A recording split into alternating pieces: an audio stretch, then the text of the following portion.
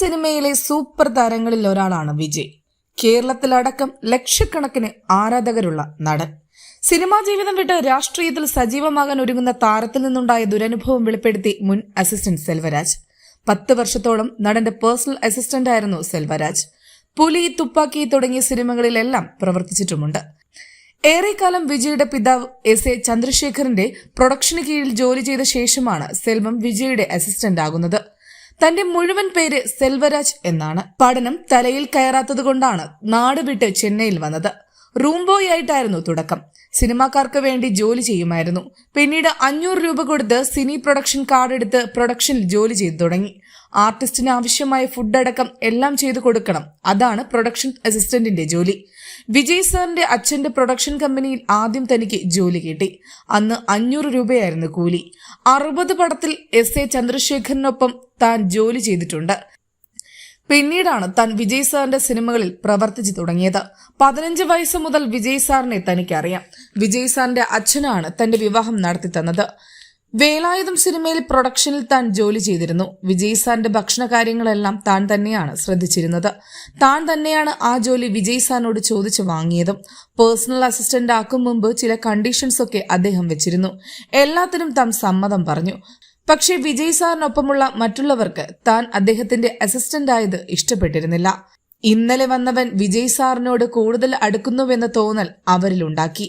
അതുകൊണ്ട് തന്നെ ആ ജോലി തെറിപ്പിക്കാൻ വേണ്ടതെല്ലാം അവരിൽ ചിലർ ചെയ്തു തുടങ്ങി. ഒരു ദിവസം അദ്ദേഹത്തോട് ഇതെല്ലാം താൻ തുറന്നു പറഞ്ഞു. അത് അവരറിയുകയും ടോർച്ചറും വർദ്ധിച്ചു. പിന്നീട് വിജയ് സാർ തന്നെ തന്നോട് അതൃപ്തി കാണിച്ചു തുടങ്ങി സെൽവം പറയുന്നു. ഒപ്പം വിജയ് കാരണമില്ലാതെ മർദ്ദിച്ച സംഭവം സെൽവം വെളിപ്പെടുത്തി. ഒരു ദിവസം സാറിനുള്ള ഫുഡെല്ലാം റെഡിയാക്കി ടേബിളിന് മുകളിൽ കൊണ്ടുവച്ച് താൻ അവിടെ വെയിറ്റ് ചെയ്യുവാണ്. വിജയ് സാർ തൊട്ടടുത്തുള്ള ഒരു റൂമിൽ ആരോട് ദേഷ്യപ്പെട്ട ഫോണിൽ സംസാരിക്കുന്നത് കേൾക്കാം. പെട്ടെന്ന് ഫോൺ കട്ട് ചെയ്ത് മുറിക്ക് പുറത്തിറങ്ങി വളരെ ദേഷ്യത്തോടെ ഡോർ അടച്ച് ഭക്ഷണം കഴിക്കാൻ വന്നിരുന്നു. അപ്പോഴും ആരോടുള്ള ദേഷ്യം സാറിന്റെ മുഖത്ത് കാണാം. താൻ ഒന്നും മിണ്ടാതെ കൈകെട്ടി കുറച്ച് നീങ്ങി നിന്നു. ഭക്ഷണം കഴിക്കുന്നതിനിടയിൽ പുള്ളി അങ്ങ് എണീറ്റ് വന്ന് തന്റെ മുഖമടക്കി അടിച്ചു. അടിയുടെ ശക്തിയിൽ തൊട്ടപ്പുറത്തെ സോഫയിലേക്ക് വീണ തന്റെ നെഞ്ചത്തേക്ക് ഒരു തവണ ആഞ്ഞു ചവിട്ടി. ശേഷം പുള്ളി പോയി കൈ കഴുകി. അതിനുശേഷം താൻ അവിടെ പിടിച്ചു നിന്നത് തനിക്കൊരു മകളുണ്ട്, അവളുടെ കല്യാണപ്രായം എത്തിയിരിക്കുന്നു.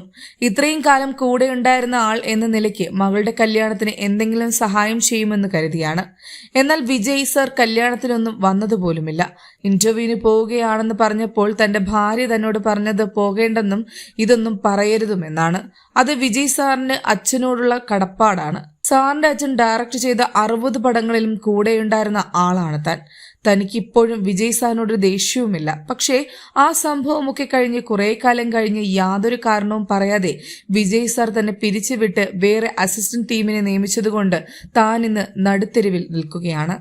താൻ ഹാർട്ട് സർജറി കഴിഞ്ഞ ഒരു വ്യക്തിയാണെങ്കിലും തന്നെ കൊണ്ട് കഴിയുന്ന പോലെ നിങ്ങൾക്ക് വേണ്ടി താൻ പണിയെടുക്കാം. ഇൻഡസ്ട്രിയിലെ ആരെങ്കിലും എനിക്കൊരു ജോലി തന്നാൽ മതി. ഇനി വിജയ് സാർ എന്നെ തിരിച്ചു വിളിച്ചാൽ പോലും താൻ സന്തോഷത്തോടെ പോകുമെന്ന് പറഞ്ഞാണ് സെൽവം അവസാനിപ്പിച്ചത്.